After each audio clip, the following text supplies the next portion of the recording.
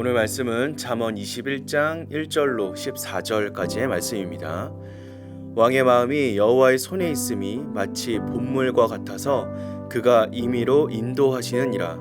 사람의 행위가 자기 보기에는 모두 정직하여도 여호와는 마음을 감찰하시느니라.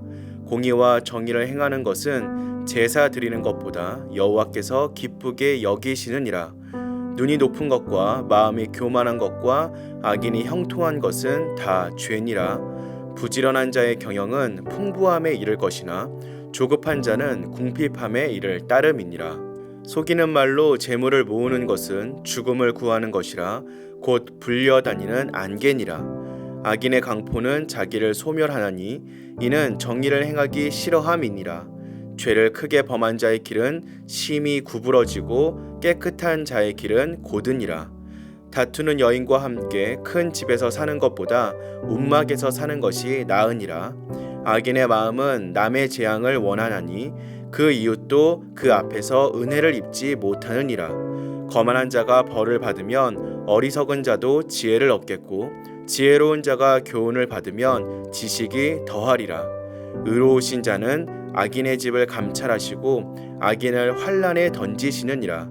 귀를 막고 가난한 자가 부르짖는 소리를 듣지 아니하면 자기가 부르짖을 때에도 들을 자가 없으리라. 은밀한 선물은 노를 쉬게 하고 품 안의 뇌물은 맹렬한 분을 그치게 하느니라. 아멘.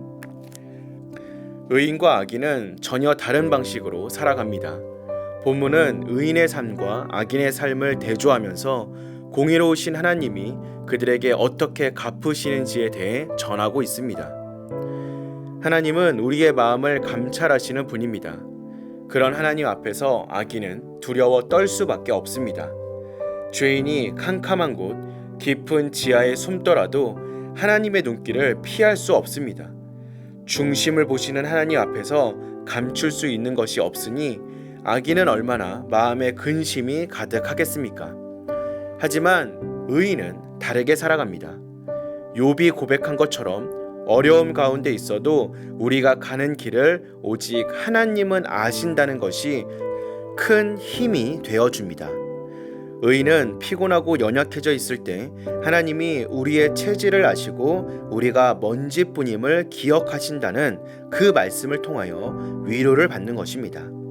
모든 것을 아시는 주님께 감출 것이 없습니다. 우리의 있는 모습 그대로 하나님께 나아가면 됩니다. 마음을 감찰하시는 하나님을 인정하며 사는 의인은 부지런하고 성실하게 살아갑니다. 추운 겨울을 대비하여 양식을 비축하는 지혜로운 개미가 수고하는 모습처럼 의인은 현재의 안락함에 안주하지 않습니다. 본문은 부지런한 자는 결국 풍요로움을 누리게 되겠지만 정당하지 못한 방법으로 재물을 쌓은 자에게는 감당할 수 없는 고통이 강도같이 찾아올 것이라고 경고합니다. 성실하고 부지런히 일하는 자가 결국 풍성한 열매를 얻게 될 것은 하나님이 정하신 법칙인 것입니다. 하나님은 평소에 시간의 소중함을 깨닫고 현재의 순간에 충실한 사람을 들어 크게 사용하십니다. 시간의 주인이 하나님이심을 깨닫고 하나님이 기뻐하시는 대로 시간을 사용하기 위해 노력하는 우리가 되어야 합니다. 하나님의 주권을 인정하며 하나님 나라의 백성으로서의 정체성을 가지고 살아가는 사람은 이웃에게 관심을 가질 뿐 아니라 친절과 사랑을 베풉니다. 하지만 악인은 그렇지 않습니다. 악인은 남의 재앙과 실패를 자신의 성공과 행복의 근거로 삼습니다. 하나님은 악인의 모든 악한 행위와 동기를 보시고 그를 심판하실 것입니다.